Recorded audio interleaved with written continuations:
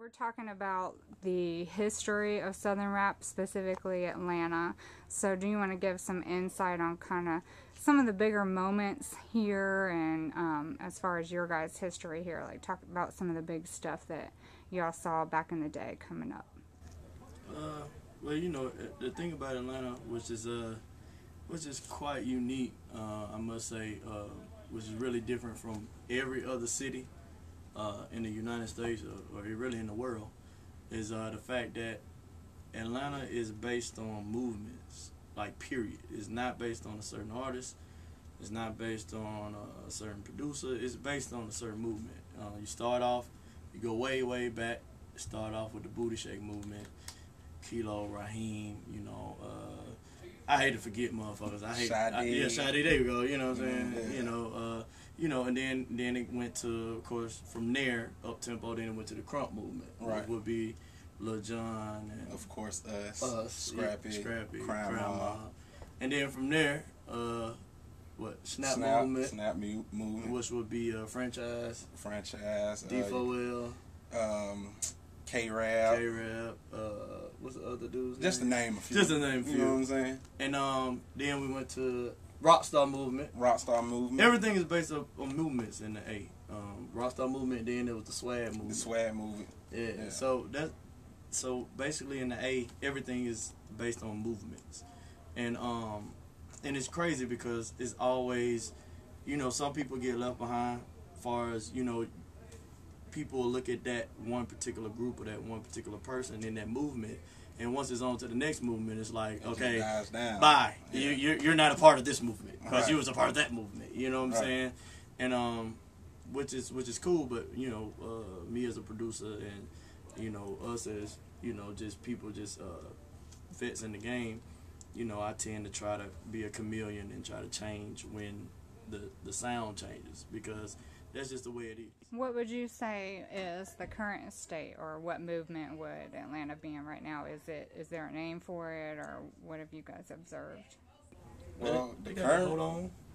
Yeah, the hold on. Like it's different dances out now, so everybody's making up like, you know, dance songs, and you know, it's still on that swag type genre, but at the same time, it's coming back to that real Atlanta and crunk era, you know.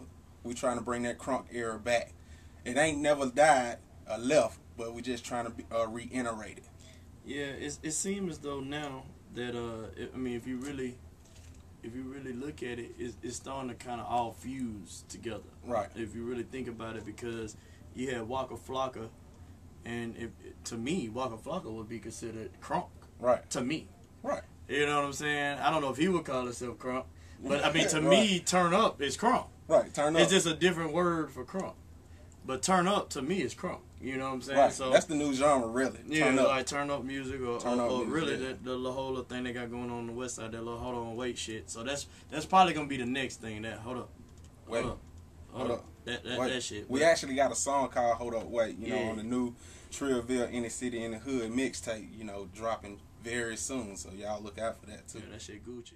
What about Trillville, like long-term plans? You know, what are you guys doing as far as that goes? Well, just like I said, we had a new mixtape coming out. We just really trying to venture off and do other things, invest in other things besides the music. You know, probably like a barbershop, beauty salon for the ladies or whatever. You know, clothing line. You know what I'm saying? Starting our own clothing line and stuff like that. So, you know, we're just not just one-dimensional. You know what I'm saying? We controlling the whole board. You know what I'm saying? So that's what we're trying to do. That's what happens, you know, when niggas get money and shit. You know, they get talking about investment. Talking about the music. Talking about the music. But now as far as but yeah, that too. But as far as the music go, you know, Trillville, we always been. If it's one thing that we always been pretty much consistent in, it's been the music. Right. We never had a problem with music. You know, we might have a problem with, you know, certain other things, you know, but we've never had a problem with the music. When us three get together, the music is key. Number one, that shit is like, we in 1 week we did after birthday bash, we did like 12 records in like 1 week. You know what I'm saying? 12 hot records, not just no bullshit. Because you got to remember, we come from an era before mixtapes. So you got to remember, we only used to recording twice a year. So we not used to recording like 100 songs. And you know what I'm saying? Like if a song ain't up to par, we like, oh nah, oh hell no. We like, you'll never hear that shit. Nowadays, motherfuckers do mixtapes. They just put any song out. Nigga, they'll do 100 songs and, oh yeah, I want 30 of them songs on that mixtape. Right. 30 of them songs. Like we come from an era where every song had to be fire as fuck because we was looking up to people like Goody Mob, Outkast. We was coming from that area. Lil Jon. All them songs on them albums, those are platinum albums. Right. Those are, if you be honest, those are like the sort of the last platinum albums. Right. The last. Besides, you know, maybe a T.I. and T.I. come from kind of that era too. Yeah. You know what I'm saying? Like T.I. and then Jeezy, you know, he had to play and he kind of slick came. But as far as Atlanta go, those are like the last of the platinum albums. All the rest of those movements ain't been no platinum. Like, I'm a multi-platinum writer, artist, and producer. Right.